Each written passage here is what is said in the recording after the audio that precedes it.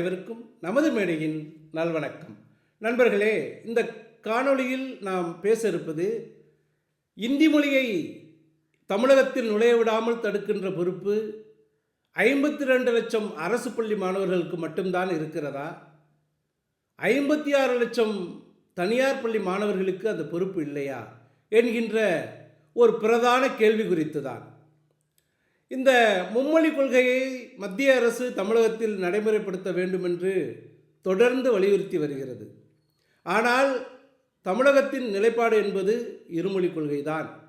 அது பேரறிஞர் அண்ணா காலத்திலிருந்து அதன் பிறகு அத்தனை முதலமைச்சர்களும் எடுத்த ஒரே நிலைப்பாடு, ஒரு நிலைப்பாடு, அது இருமொழி கொள்கைதான்.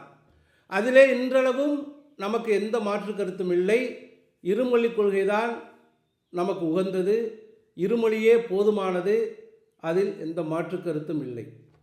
அதே சமயம் மும்மொழியை வலியுறுத்துகின்ற ஒரு பிரிவினர் தற்பொழுது பிரதானமாக மிக முக்கியமாக எழுப்புகின்ற ஒரு கேள்வி, சரி மும்மொழி வேண்டாம், இருமொழிதான் என்று தமிழக அரசு சொல்கிறது.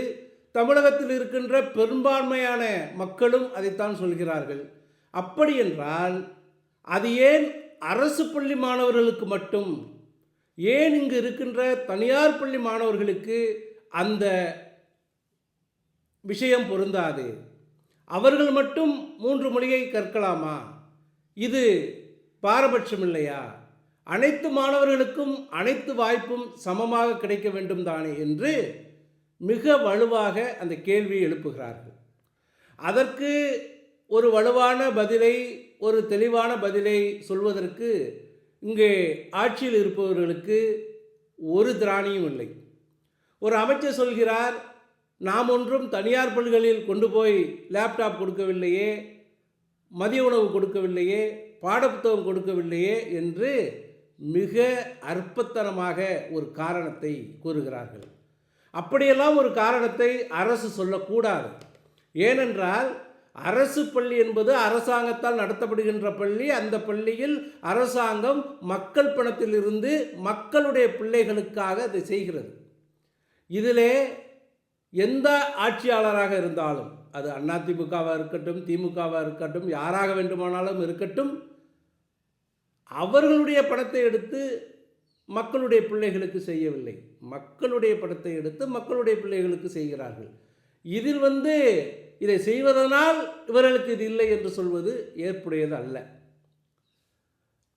அவர்கள் சொல்கின்ற வாதப்படி பார்த்தாலும் இங்கே தனியார் பள்ளிகள் நடத்துவதற்கு அரசு உணவு கொடுக்காமல் இருக்கலாம், ஆசிரியர்களுக்கு சம்பளம் கொடுக்காமல் இருக்கலாம்.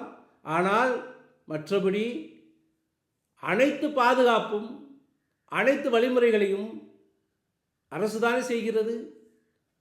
ஒரு அரசின் கீழ்தானே அவையும் இயங்குகிறது. எத்தனையோ பள்ளிகள் பல 50 ஆண்டுகளுக்கு முன்பு ஆரம்ப காலங்களில் ஆரம்பிக்கப்பட்ட தனியார் பள்ளிகளுக்கு பல ஏக்கர் நிலங்களை மிக குறைந்த விலைக்கும் குத்தகைகளுக்கும் இனாமாகவும் இங்கே கொடுக்கப்பட்ட வரலாறெல்லாம் இருக்கிறது.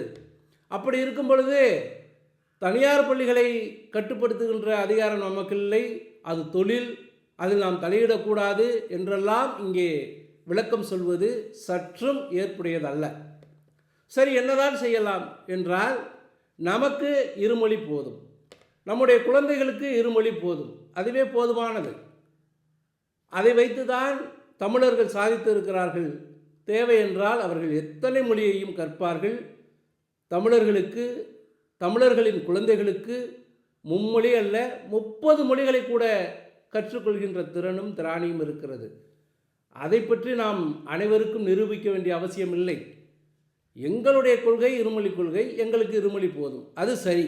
அந்த விஷயத்தில் நாம் அரசோடு உடன்படுகிறோம், உடன் நிற்கின்றோம்.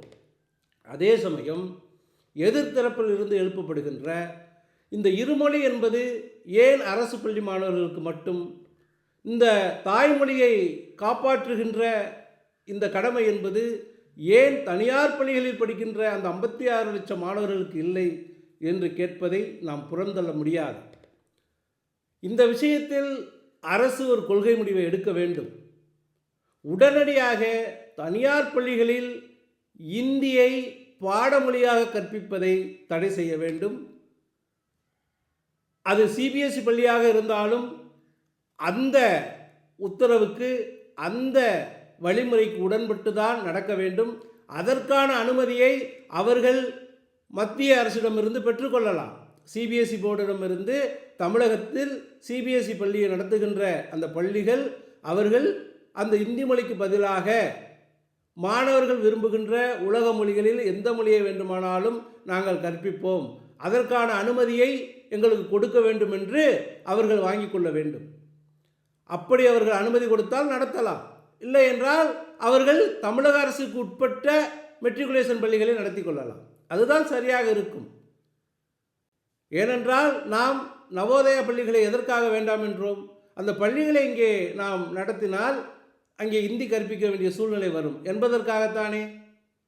அது எவ்வளவு பெரிய நன்மை பயக்கின்ற விஷயம். இங்கே இருக்கின்ற ஏழை எளிய பிற்படுத்தப்பட்ட தாழ்த்தப்பட்ட மாணவர்களுக்கு அது மிகப்பெரிய வரப்பிரசாதம். ஆனால் நன்மையை விட நமக்கு மொழி முக்கியம் என்பதற்காகத்தான் நாம் அதை வேண்டாம் என்று கூறி வருகிறோம். அதே நிலைப்பாடைத்தானே சிபிஎஸ்இ பள்ளிகளிலும் எடுத்தாக வேண்டும். அரசின் கொள்கை முடிவு என்பது அனைவருக்கும் பொதுவானதாகத்தான் இருக்க வேண்டும். சரி, ஏற்கனவே பெற்றோர்கள் பணம் கட்டுகிறார்கள், தனியார் பள்ளிகள் இந்தியை கற்பிக்கிறது, அவர்களுடைய சுதந்திரத்தில் அவர்களுடைய கல்வியில் நாம் தலையிடுவதாக ஆகாதா என்றால் நிச்சயமாக இருக்கும்.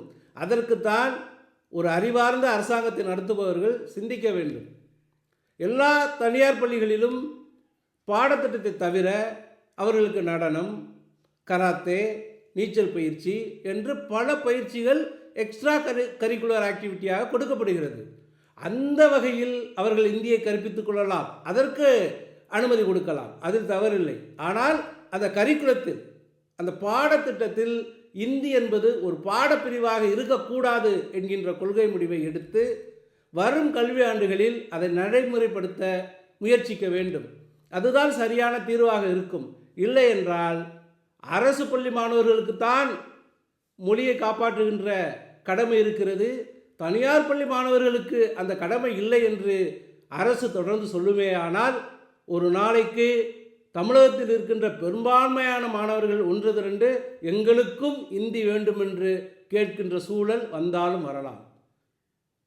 அவர்கள் கேட்கிறார்களோ இல்லையோ, ஒரு கேள்வி எழுப்பப்பட்ட பிறகு அதற்கு மிக நியாயமான அறத்திற்கு உட்பட்ட ஒரு தீர்வை கொடுக்க வேண்டியது மக்களால் தேர்ந்தெடுக்கப்பட்ட ஒரு அரசின் கடமை. ஆகவே இதில் யாருக்கும் எந்த பாதகமும் இல்லை. மெட்ரிகுலேஷன் பள்ளிகளில், சிபிஎஸ்இ பள்ளிகளில் அவர்கள் இந்தியை கற்றுக் கொடுக்கலாம். ஆனால் அது ஒரு பாடத்திட்டமாக இருக்கக்கூடாது. அவர்கள் எப்படி கராத்தே, நடனம், நீச்சல் போன்ற பயிற்சிகளை எக்ஸ்ட்ரா கரிக்குலர் ஆக்டிவிட்டியில் கற்றுக் கொடுக்கிறார்களோ அப்படி கற்றுக் கொடுக்கட்டும். ஆனால் பாடத்திட்டத்தில் இந்தி இருக்கக்கூடாது என்ற நிலையைத்தான் நாம் எடுக்க வேண்டும். அப்பொழுதுதான் இந்த கோரிக்கை, இந்த கேள்வி என்பது வலுவிழந்து இருமொழிதான் என்பதை எல்லோரும் ஏற்றுக்கொள்கின்ற ஒரு சூழல் உருவாகும். அதை நோக்கி அரசு நகர வேண்டும், அதை நோக்கி சிந்திக்க வேண்டும்.